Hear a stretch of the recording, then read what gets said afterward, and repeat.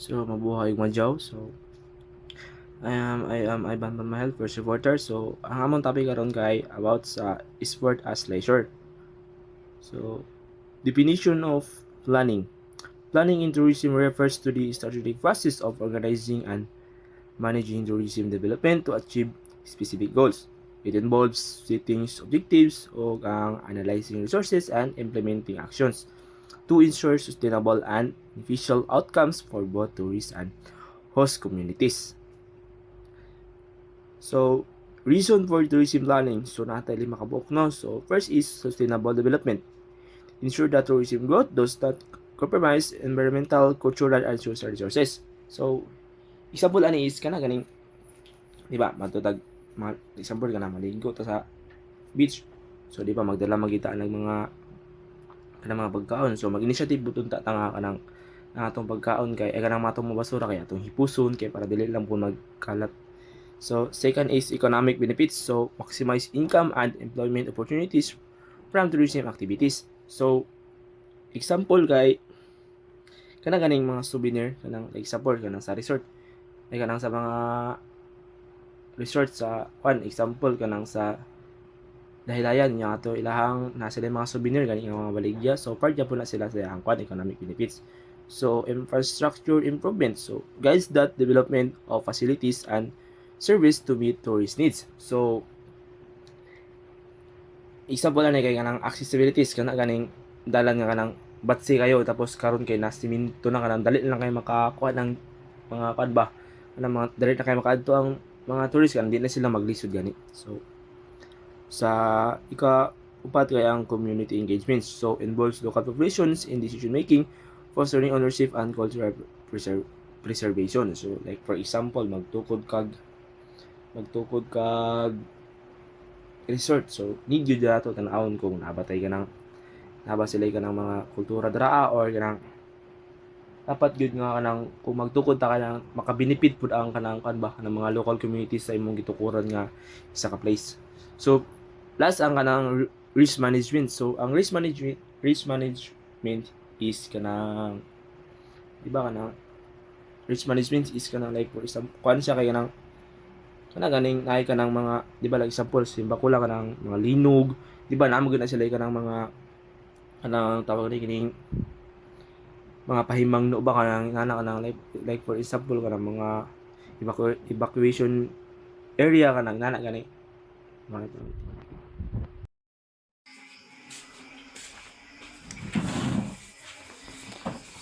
Mabuhay ang madyaw. Next topic is the consequence and adequate of poor tourism planning. First, we have environmental degradation. Environmental degradation is unplanned. Tourism can lead to pollution, habitat destruction, and resource depletion. So, the environmental degradation is example for this is a new resort built without proper waste management polluted is nearby beach. So we have resorts na mga bagong tukod but they can manage the proper waste management regarding sa mga pollution like mga basura. So next we have cultural erosion. Cultural erosion is lack of planning may result in the loss of cultural identity and tradition. So cultural erosion is tourism without consideration for local culture can lead it loss. Example for this is the traditional crafts are replaced by mass-produced souvenirs targeting tourists. And then the next for the consequence is the economic disparities.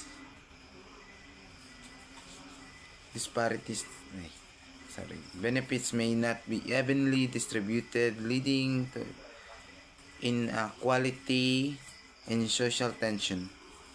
So economic disparities is the benefits of tourism may not be evenly distributed, creating inequality. Example for that is the local communities don't benefit from tourism revenue, while large corporation profit. And then next is the infrastructure strain.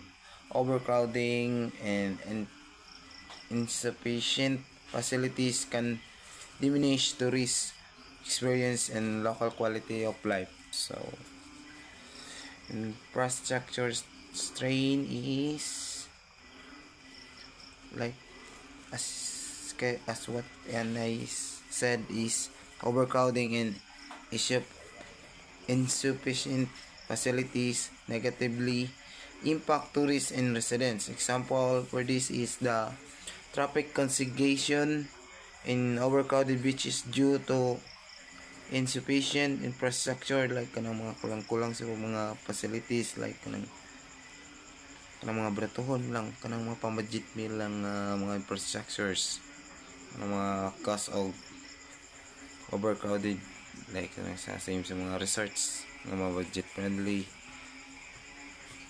Then dili na makontrol regarding for the mga waste management, pwede pa na to siya ma-attach da. Next is the loss of authenticity. Commercialization without planning can make destination lose their unique appeal. So loss authenticity is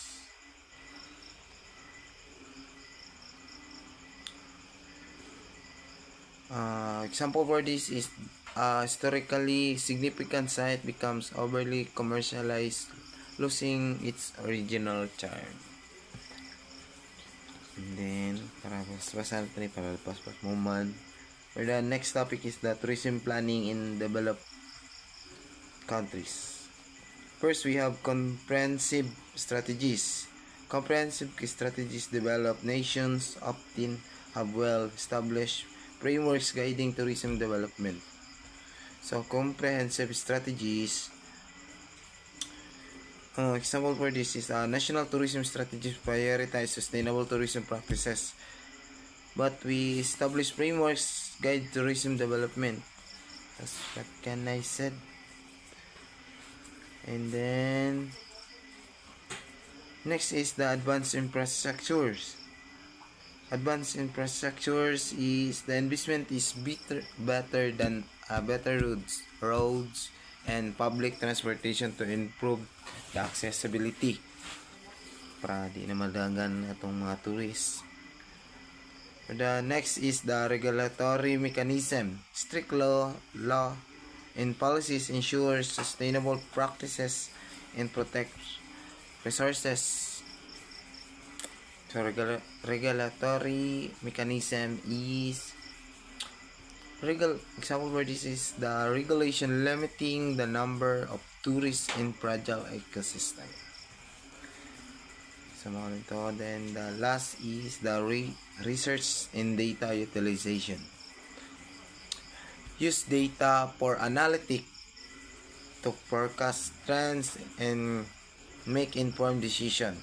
So research and data utilization is example for this is analyzing the tourism data to predict future demand and manage resource effectively. So mo lang to ang topic things. Yep. Hi everyone, my name is Christian Moriones and I'm going to report the tourism in developing countries.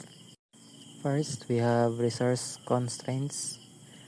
Limited financial and human resources can hinder effective planning. So, kaning resource constraint kay katuni siyang mga nagadevelop na countries na lack good o kanang financial o kanang human resources para sa tourism planning. So ang example na ko ano niya is kanang small island good na wala enough na kanang budget para mag-develop sa mga tourist attractions or kanang wala sila kanang pang-train sa mga local tour guides. So next is the infrastructure challenges. Inadequate facilities may not meet tourist expectations. So kaning infrastructure challenges. So kato ni siyang mga poor good ug kanang mga dalan nga dili sementado ba o limited og kanang mga airport capacity o lack of hotels food. So ang example na ko niya is kanang country na daghan og beautiful natural sites pero ang nakaapan pod is kanang maot siya kanang accessibility maong mag end up good na ang feedback sa kanang mga visitors is maot ma-discard sila ba. Next is the policy gaps. Lack of clear regulations can lead to uncoordinated and unsustainable tourism development. So kaning policy gaps is without clear rules and guidelines, tourism can develop in ways that harm the environment or local communities. So ang example na ko ani is kanang beach area good na overcrowded na or polluted ba tungod sa kanang lack god og kanang zoning laws or environmental protections. So dapat na jud kanang mga clear rules og kanang mga guidelines good para dili maapektuhan ang environment. So next is the community involvement. Efforts are being made to engage local populations but challenges remain in implementation. So efforts are made to include local people in tourism planning and activities but sometimes they're not fully integrated. So ang example ako ni is kanang village good na nag-host og kanang tourist but wala sila naga-receive og kanang enough support good or training to benefit kanang may kali from it. Next is the roles and responsibilities in tourism planning. First, we have government agencies. Develop policies, providing funding and oversee implementation. So, kaning government agencies kay kani siya is naga-create siya kanang mga national tourism policies, naghatag og kanang funding og ginasigurado niya na ma-implement ang overall strategy. Next is the local authorities. Manage tourism activities within their jurisdictions and ensure community benefits. So, kaning local authorities kay kuan siya kanang mga local governments na naga-manage good sa tourism activities sa ilahang regions. Example is sa Cebu, naslay Sinulog Festival. So, maka-attract pod sila kanang mga turista good para magadto dito og kanang maki-celebrate sila ha. And also sa mga local dito na naay kanang business good. So makatabang pod siya sa ilaha. Next is the private sector. Invest in tourism infrastructure and services adhering to regulations. So kaning private sector is kato ni siya ang mga businesses good na naga-invest og kanang hotels o kanang tours o kanang mga transport services while naga-follow po sila sa mga government rules. So for example is kanang hotel chain na nagbuhat og resort sa coastal area. So dapat mag-comply sila sa regulations na mag-protect sa coral reefs. Next is the communities. Participate in planning process, preserving cultural heritage and ensuring equitable benefits. So communities kay kato ni siyang kanang mga locals na nagatabang nga ipa-preserve good ang ilang mga culture o traditions. And so dapat sila involved sa decision making. For example, kanang mga indigenous communities good na naga-offer og kanang mga cultural experiences like kanang mga traditional cooking or craft making tours. Last is the NGOs or the non-government organizations. Advocate for sustainable practices and support capacity building initiatives. So kaning non-government organizations kay nagapromote ni sila kanang sustainable tourism o tabang po sila kanang build good og skills sa mga local communities. And that's all for my report, guys. Thank you. And the tourism planning process. So, here's the barriers to planning. Mabuhay ug madyaw. Before I'm gonna start my topic, let me introduce myself. My name is Melody Tomasco of Fourth Year College. So, here's my topic. My topic is about the barriers to planning and the tourism planning process. So, here's the barriers to planning. First, financial limitations. Second, lack of expertise. Third is political instability. Fourth is community resistance. And the last one is data deficiency. So, the barriers to planning is number one is financial limitations. Financial limitations in our era is the most common barriers when it comes to planning, because financial limitation, insufficient funding can impede the development and implementation of plans. So if you have a lack of budget, you cannot implement for your plans like magpatayo ng negosyo or etc. Mostly when it comes in travel. Because the financial limitations addressing the data gap is essential to enhancing public health, campaigns, resource allocation, and leisure and recreation planning. I will consider, and based on my peripheral knowledge and based on my research, financial limitation is the number one barriers when it comes in planning. Addressing these data gaps is essential to enhancing public health, campaigns, and resource allocation, and leisure and recreation planning. These necessities putting in place reliable monitoring methods, setting up criteria for data quality, controlled and funding studies to learn more about how leisure affects people and communities. The second one is lack of expertise. Lack of expertise, shortage of trained professionals in tourism planning. So when it comes our employee, we do or we want to check their skills, of course, number one, and well trained. If can shortage of trained professionals in tourism planning, it might be cause of a bit of or kulang na mga mangyayari or kulang na pagkakamali. Even the small things or small problem can be a bigger to us, mostly when it comes in our tourism and for the hospitality also, including the hospitality. So lack of expertise is the second barriers to planning. That's obviously lack of expertise makes description. This is the shortage of trained professionals in tourism planning. The third one is political instability. So when it comes to political instability, what is the purpose or bakit nasali ang political instability? Of course, political instability, frequent policy changes, and governance issues as issues can disrupt planning processes. So if magpa-plan tayo tapos kailangan naman talaga natin idaan through legally process. So somehow and most of the time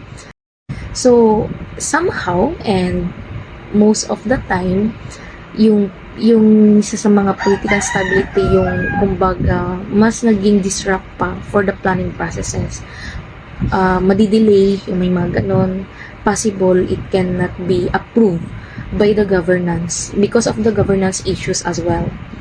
And the fourth one is community resistance. So community resistance when it comes in travel, when it comes gusto mo magpatayo ng negosyo, I can consider this as one of the best example when it comes magpadayo ng negosyo, developing something, infrastructures or anything, etc. Community resistance, you have to be aware about the community resistance. If there is lack of awareness or mistrust can lead to opposition from local populations, of course.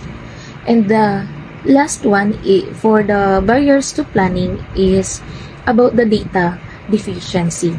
So data deficiency is when it comes, we have many researchers. We can consider as ourselves as researchers also. So before you implement or recommend to that place or to that things or even the business or any foods, gastronomy, anything, data deficiency is inadequate information hampers effective decision making. And that's all the barriers to planning: the financial limitations, lack of expertise, political instability, community resistance, and data deficiency. So this is the 5 most common and most popular barriers to planning. Next is my last topic is all about the tourism planning process. So if we have a barriers to planning, we have the tourism planning process. So let's move on to tourism planning process. The tourism planning process, background analysis. As I said earlier, the data deficiency, that's the barriers to planning, of course. When it comes the tourism planning process, we have a background analysis. So we do a check or research about the establishments or the tourist spots based on what we saw in social media, etc. Background analysis assess current tourism status, of course, resources, and challenges. So recreation, leisure, we want to relax, of course. Number one, relax, and somehow they want to medication, etc. That's a background analysis. So we have to check all the assess current tourism status, resources, and challenges. What are the issues or anything? And the second one is detailed research and analysis. Detailed research and analysis collect data on market trends, visitor profiles, and environmental impact. So what are the trends right now? What are the kakaiba for the research analysis or when it comes to tourism planning process?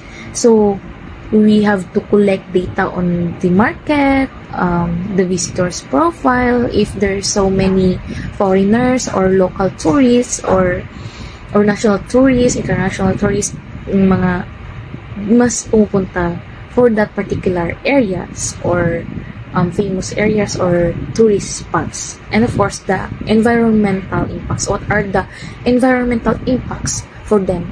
Because some of us are not aware for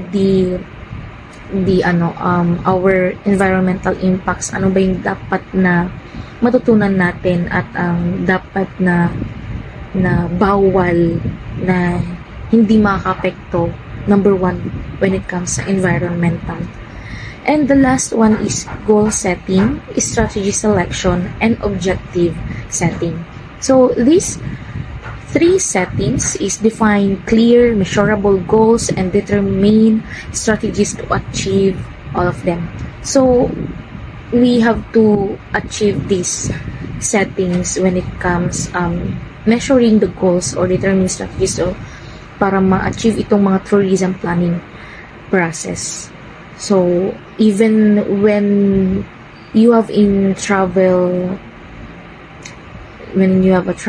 or planning for a business, open a business, a new business, so we have a planning process talaga. So not also for the businesses, for the infrastructures or etc. anything about it, but we have planning process always. And that's for all today, and this is my topic. Thank you.